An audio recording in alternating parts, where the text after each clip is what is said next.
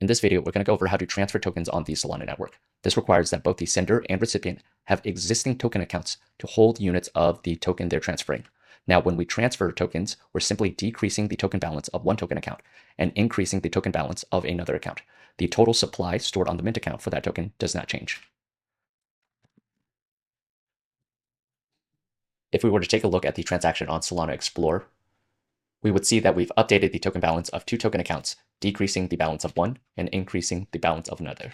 We can see that in the instructions on our transaction, we've invoked the transfer check instruction on the token 2022 program, where we have the destination account, the mint, and the source account, where we've transferred 0.01 units of this particular token.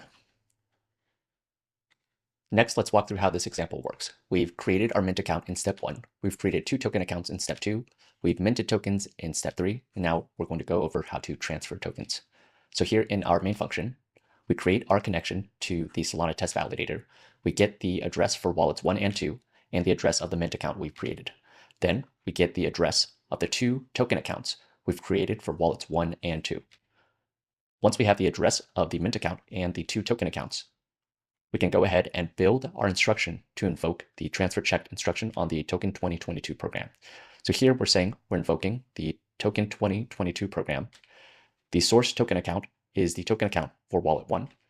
This is the address of the mint account, so what type of token we're transferring, and the address of the destination account, which is going to be the token account for wallet 2. The authority pub key is the owner of the source token account, which is going to be the address of wallet 1.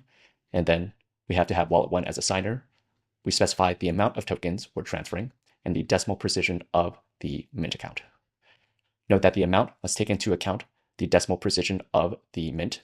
So here we're actually only transferring 0.01 tokens.